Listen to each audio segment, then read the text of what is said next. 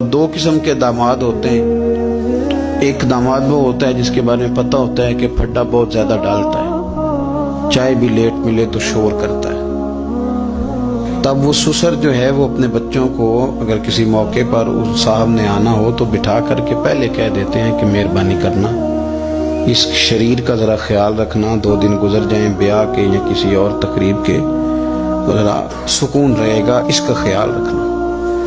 दूसरा जो है वो नफीस आदमी है, उसको कोई परेशानी नहीं, उसको पता है कि रोटी घर भी मिलती है, या मैं मेहमान आया हूँ तो अब उसके रिश्तेदार वो कह रहे होते हैं कि इसकी खैर है, ये तकलीफ नहीं देता।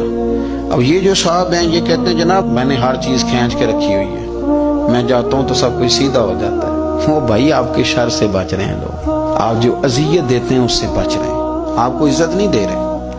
इज्जत तो वो दूसरे को मिल रही है जिसके बारे में कहा जा रहा है कि ये अच्छा आदमी है, ये तकलीफ नहीं दे रहा। तो हमने इज्जत के हुसूल के लिए, शोहरत के हुसूल के लिए, अपना आप दिखाने के लिए अपने आप को कमजोर करना शुरू कर दिया। बहुत सारी जगहों पर यूं महसूस होता है कि ये आदमी शायद मिन्नत करेगा और शायद ये हाथ बांधेगा कि मेहरबानी करो मेरा भी नाम ले लो किसी तरीके से, और बड़े बड़े लोगों को ये बीमारी लग जाती है। अल्लाह ताला ने माली तौर पर, इल्मी तौर पर कुव्वत बख्शी हुई है, एजाज दिया है, लेकिन वो इस खौफ का शिकार है कि मेरी इज्जत नहीं है, कुछ 4 बंदे मेरा नाम ले लेते ना। एक हदीस पाक है, उसको याद रखें। नबी करीम अलैहि वसल्लम ने इरशाद फरमाया कि जो बंदा दुनिया में शोहरत का लिबास पहनेगा अल्लाह ताला उसे जिल्लत का लिबास पहना देगा। ये बुखारी मुस्लिम की हदीस है। क्या मतलब है इसका? कि वो जिस रास्ते पे चल रहा है ना कि मैं ये काम भी करूं ताकि मेरा नाम हो जाए, ये काम भी करूं मेरा नाम हो जाए, फलाना भी करूं तो मेरा नाम हो जाए, चूंकि मकसूद नाम है, उसने लिबास पहन लिया है शोहरत का, इरादा कर लिया है शोहरत का। माना ये कि उसने अपने ऊपर तारी कर ली है, जिस तरह लिबास पूरे वजूद पे ढांप लेता है, इस तरह उसने शोहरत ही शोहरत अपने ऊपर तारी कर ली है, तो फिर रब उसे रुसवा कर देगा। देखें, मैं आज जो बात खास करके अर्ज करना चाह रहा हूँ, मैं ये समझता हूँ कि इसमें ज्यादा दीनदारों को जरूरत होती है बचने की। एक बंदा उसने हज किया ही नहीं तो उसने हिफाजत क्या करनी, लेकिन जिसने हज किया है उसने अपने हज की हिफाजत भी करनी। एक साहब ये हैं कि जिन्होंने दीन का नाम लिया ही नहीं, और एक वो साहब हैं जिन्होंने ये कहा है कि मैं बादशाह हूँ, मैं इमामे वाला हूँ, मैं दाढ़ी वाला हूँ, मैं कुर्ते वाला हूँ, मैं फलां साहब हूँ। तो आप बजाय इसके कि बगैर दाढ़ी वाले पर तंज कर रहे हैं, आपने अपने आप को महफूज करना है, इन चीजों की आपने हिफाजत करनी।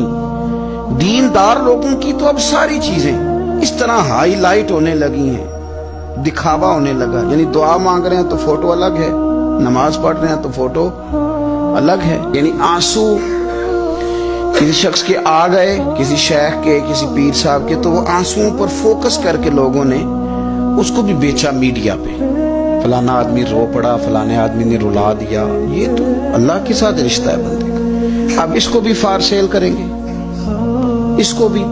हजरत उमर फारूक रदी अल्लाह तआला अन्हु मस्जिद में तशरीफ लाए तो एक साहब बैठकर बड़े जोर से रो रहे थे लोगों के बीच, अल्लाह को मना रहे थे, दर्द की बात कर रहे थे, सोच की बात कर रहे थे, अल्लाह माफ कर दे, और तड़प रहे थे। और मजमा बड़ा था और हर आदमी पलट पलट के उन्हीं की जानिब देखता था।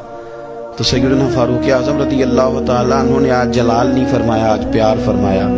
उसके करीब गए, जब वो फारिग हो गया उसको थपकी दी, फरमाने लगे ये जो तुमने लोगों के बीच बैठ के किया है ना, और तेरी दाढ़ी आंसुओं से भर गई है, ये 2 कतरे आंसुओं के तू अकेले में बैठ के बहा देता तो रब तेरे ऊपर खास रहमत का नज़ूल फरमा देता।